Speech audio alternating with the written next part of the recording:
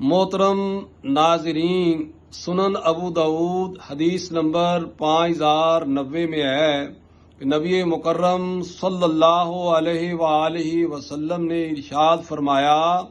غمگین اور پریشان حال آدمی یہ دعا مانگے، اللہم رحمتک ارجو فلا تکلنی الی نفسی طرفۃ عین واصلح لی شانی کلہ لا الہ الا انت۔